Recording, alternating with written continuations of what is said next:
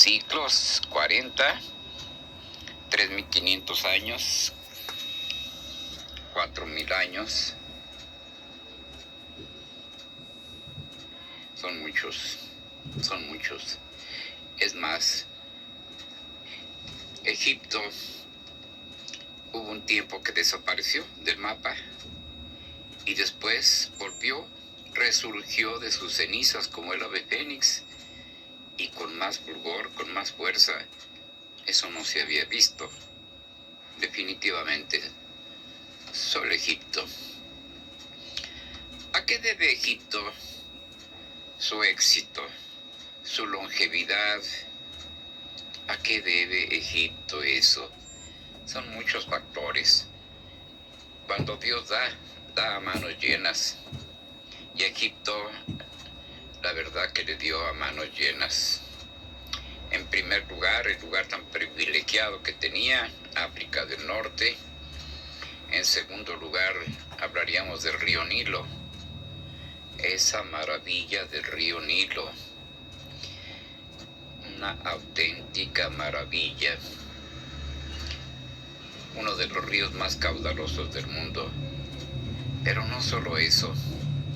El río Nilo cada año se desbordaba y anegaba los terrenos circundantes. Grandes terrenos eran inundados por el río Nilo. La crecida se debía a los monzones que asolaban esos lugares. Cuando se inundaban esas tierras, el río les proporcionaba todo ese limo, todas esas algas, toda esa vida que traía el río y fertilizaba la tierra. Además de humedecerla, de llevarle el agua que es vida, le llevaba fertilizantes a las tierras. Los egipcios sabían perfectamente los ciclos, cuándo crecía el río, cuándo decrecía. Tenían sus ciclos agrícolas muy bien delineados en base a este ritmo del río, y se llevaban bien, tanto el río como las personas convivían de maravilla. Hay otros factores muy importantes, políticos probablemente. Son 4 factores que influyeron en la grandiosidad de esta enorme civilización, de esta hermosa civilización egipcia. La primera, tenían un rey o un emperador, como ustedes le quieran llamar. Normalmente le decían el faraón. Este faraón no era votado por el pueblo. Lo ponían los dioses. Los dioses ponían al faraón de tal forma que gobernaba de una forma divina, era respetado, era muy querido. Y comentario aparte, hacían honor a su prestigio. Todos y cada uno de los faraones fueron grandes. Se necesitaba mucha cultura, se necesitaba mucha mano dura, se necesitaba mucho conocimiento para gobernar un pueblo tan grande, tan culto. ¿Cuáles eran esas cuatro características que hicieron Egipto tan grande? Ya hablamos de una, el faraón. Número 2, un clero muy organizado, un clero que estaba al lado del faraón para gobernar, para apoyarlo. Ustedes saben que un clero fuerte ayuda mucho porque la gente se porta bien. Como dice mi nietecita, es un pueblo bien portado si el clero hace su trabajo. Si los sacerdotes hacen su trabajo. Los sacerdotes hacían las veces de gobernadores, siempre al lado del faraón, siempre apoyándolo. Eso es maravilloso. En tercer lugar, decía el padre de la administración moderna, Fayol o Taylor, cualquiera de los dos, que si queremos hacer algo, primero tenemos que pensar qué queremos hacer. Número 2, cómo lo vamos a hacer. Número 3, quién lo va a hacer. Y 4, una cosa muy importante, ver que se haga. Los controles administrativos. Egipto lo hacía, no todo lo hacía bien, sino que llevaba un control administrativo envidiable. Tenía muchos escribanos trabajando día y noche, llevando el registro de todas las operaciones que hacía. Todo se registraba, todo se apuntaba. Ser escribano era la élite de la sociedad, únicamente abajo de los sacerdotes. Entonces, si un país sabe qué quiere hacer, sabe cómo lo va a hacer, tiene quien lo haga y además lleva los controles, seguro tiene éxito. Esas eran las cuatro gracias que tenía el gobierno, el pueblo. Un faraón, el clero, los escribanos y por último los agricultores. El gobierno tenía muchos agricultores, un ejército de agricultores. Su función era abastecer al pueblo de alimento. Decía mi abuelita muy simpáticamente, ¿quién te hace rico? El que te mantiene el pico. Eso hacían los agricultores.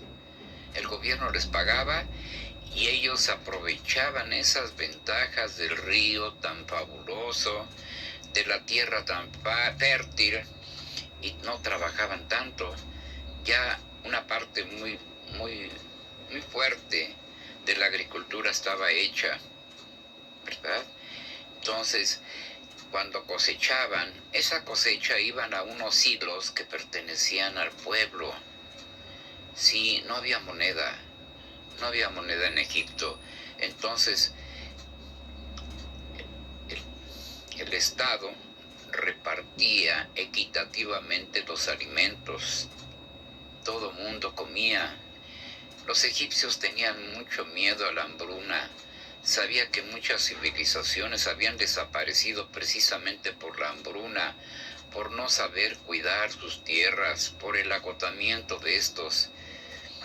Un caso muy específico, los mayas, que desapareció probablemente por el cansancio del suelo, agotación del suelo, ya no daban las tierras.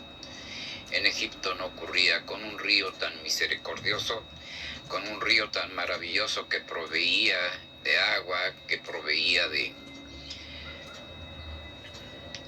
fertilizantes, pues todo se daba. Nunca falló la comida. Entonces, esos 4 puntos trascendentales, maravillosos, sí. El faraón, el clero, los escribas y la agricultura. Esta tranquilidad, esto saber que hay alimento, eso saber de tener un gobierno, unos gobernantes tan transparentes, da tranquilidad y genera el arte, porque la gente tiene tiempo de hacer arte, tiene tiempo de cultivarse, tiene tiempo de acercarse a la ciencia. Y eso hacía Egipto. Sí, grandes científicos, matemáticos. Imagínense, los primeros ingenieros fueron los egipcios. Ese dominio que tenían de las matemáticas lo aplicaban en el río. Hacían diques, hacían presas, sí, canales para distribuir, para controlar el agua. Sus grandes arquitectos, maravillosos matemáticos, astrónomos. Era increíble. Su arte, un arte enfocado a los muertos. Tenían la creencia de que cuando moría la persona no desaparecía, ¿no? Sino que continuaba su vida en otra dimensión, en otro estado. Se preparaban los faraones para esto. Los grandes monumentos, su arte monumental se basa en eso, en grandes monumentos mortuorios. Las pirámides, eso eran, ¿sí? El Valle de los Dioses, eso eran. Cuando fallecía un faraón, lo llevaban a su cama, a su celda mortuoria, ¿sí? Lo embalsamaban, le quitaban todas las vísceras, le dejaban únicamente el corazón y lo cubrían con lino. Con lino. Los egipcios cultivaban el lino. Grandes tramos de tela enrollaban el cadáver, lo embalsamaban con aceites muy especiales y lo metían en un sarcófago. Esto lo habían aprendido de un perro, el chacal, un perro del desierto. Este perro del desierto atrapaba a sus víctimas, se comía una parte, la otra la guardaba, la otra la escondía y se quedaba mucho tiempo, de tal forma que cuando regresara, quizás en un año, esa comida todavía la podía aprovechar. Lo observaban los egipcios y estudiaron a qué se debía. Se dieron cuenta que el chacal sabía dónde había tierras con propiedades físicas muy ácidas, donde había piedras calcáreas. Ahí no se descomponía la carne. Uno de sus grandes dioses, Anubis, de los egipcios, precisamente es un chacal, un hombre con cabeza de chacal. No solo embalsamaban al cuerpo, lo metían en un gran sarcófago de madera bellamente tallado, con incrustaciones de oro, de piedras preciosas, sino que le acompañaban de todo aquello que le iba a ser útil en el otro mundo.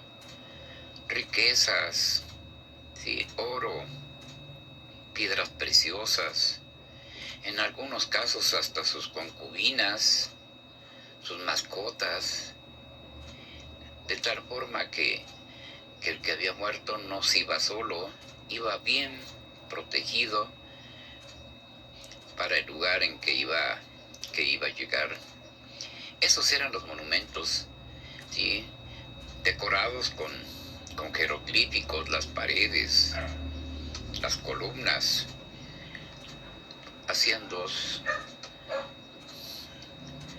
Los jeroglíficos hacían dos funciones. Una era la escritura, y la otra era el adorno. Eran tan bellos que adornaban las columnas, pero generalmente los jeroglíficos ocupaban mucho espacio y tuvieron que inventar el papiro, un papel que fabricaban ellos en base precisamente al papiro, una planta que se daba a la orilla del río, una planta muy abundante. Esta planta la machacaban y hacían hojas de papiro, donde escribían, donde sus escribanos se daban vuelo anotando todos sus registros. Esos eran sus grandes artes, ¿sí? Los monumentos mortuorios, ¿sí? Las pirámides. De las maravillas de la antigüedad, contábamos 7, el Faro de Alejandría, los jardines flotantes de Babilonia, la biblioteca de Alejandría, ¿sí? El templo de Zeus, el templo de Afrodita. De todas esas maravillas, la única que queda son las pirámides. Y yo pienso que van a sobrevivir a la humanidad. El día que esto termine, de la manera que termine, Lo último que va a desaparecer son las pirámides. Son monumentos increíbles, monumentos fascinantes. Había que tener mucho dinero para hacerlo. Imagínense, imagínense. La medida era el codo. La medida del codo para hacer todas estas maravillas era el codo. Precisamente la distancia que hay del codo a los dedos era su metro propiamente dicho, el codo, y así realizaban maravillas. Hacían escuela, tenían escuela. ¿Sí? A Egipto llegaron a aprender grandes hombres de la humanidad. Imagínense que Pitágoras fue a perfeccionar las matemáticas de Egipto. Tan grande eran los maestros egipcios, los matemáticos que inventaron el punto decimal, las fracciones, maravillosos, doctores, la medicina, grandes hombres estuvo Platón, nada menos que Platón estuvo ahí estudiando en Egipto, tan grande eran, tenían grandes faraones, como Keops, como Akenatón. Akenatón parecía ser extraterrestre, tenía el cráneo alargado y los ojos oblicuos, raros, con su esposa Nefertiti, igual que ella, hermosa. En esos tiempos se acostumbraba, para seguir gobernando la familia, a casarse con las hermanas, hasta con las hijas. Ramsés II. De los famosísimos alumnos que estuvieron en Egipto, la mayoría de ellos griegos, está Tales de Mileto. Tales de Mileto es un filósofo, gran filósofo, nombrado entre los 7 grandes científicos de la época. Tales de Mileto estudió ahí, Hay una anécdota que no quisiera dejarla pasar, es hermosa, precisamente de Tales de Mileto. Cuando regresa Tales de Mileto a Grecia, con todos los conocimientos del mundo, ya de por sí los tenía, era un astrónomo, filósofo, sus amigos lo bromean, sus amigos lo presionan en el aspecto de que es muy pobre. No se explican cómo una persona tan sabia, con tantos conocimientos, pueda ser tan pobre. Esto le causa cierto malestar a Tales de Mileto. Un día, estudiando los astros, Tales de Mileto, como astrónomo que era, vio que iba a haber una conjunción de varios astros, se iban a alinear una conjunción de astros. Eso iba a dar por resultado en la Tierra que iban a haber unas cosechas magníficas, maravillosas, unas grandes cosechas debido a esa conjunción de los planetas, de los astros. Tales de Mileto lo supo, y ¿saben qué hizo?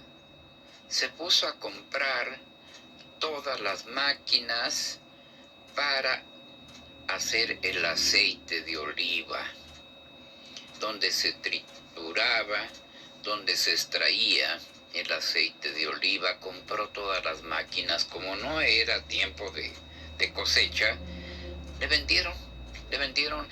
Muchos de sus amigos le obsequiaron las máquinas para extraer el aceite de oliva, y las acaparó, por no decir todas, casi todas. Cuando llegó el año previsto, el año de la conjunción de los astros, y que efectivamente la cosecha fue increíble, abundante, los árboles se caían, de aceitunas se caían, todo el mundo buscaba las máquinas para extraer el aceite. No había, el único que las tenía era Tales de Mileto. y las vendía al precio que quería. Se hizo rico, muy rico. Se llama especulación, especulando con las máquinas para hacer el aceite de oliva, para extraer el aceite de oliva. Cuenta Aristóteles que regresó al dinero, no sin ciertas regreso de las bromas que le hacían. Ahora las hacía Tales de Mileto. Los científicos, la gente preparada, puede hacer dinero. Generalmente no lo hace. ¿Por qué? Porque no es objetivo. Yo lo veo con mis maestros, con mis talleristas, conmigo mismo. No nos preocupa el dinero. Y esa no preocupación yo le llamo vocación de servicio. Esa vocación de servicio es la que tenemos para ustedes, mis adultos mayores, para ustedes, mis amados abuelitos, vocación de servicio. Yo les agradezco mucho haberme tenido paciencia, haber asistido. Les voy a dejar una pequeña tarea. Yo les acabo de mandar a su WhatsApp un catálogo, otro catálogo, ahora de los dioses egipcios, ¿sí? Les voy a proponer que hagamos unos dibujos de los dioses egipcios, principalmente de aquellos que tienen cabeza de animal, ¿sí? El mismo Anubis, el chacal, es un hombre con cabeza de chacal, de perro, parece un perro galgo. Hay otro con cabeza de cocodrilo, uno importantísimo con cabeza de halcón, y así. Yo les mandé un catálogo. Vamos a dejar constancia de nuestra clase sobre Egipto, haciendo un hermoso dibujo de los dioses egipcios con cabezas de animal. No duden en hablar con Adalberto, para nada. No duden de preguntarle a Tere si tienen algún problema técnico. Ellos con gusto los van a apoyar y vamos a hacer dibujos maravillosos. La técnica ustedes escójanla, el papel ustedes escójanla. No estamos para ser muy quisquillosos. Muchas papelerías están cerradas. Lo que encuentren, papel,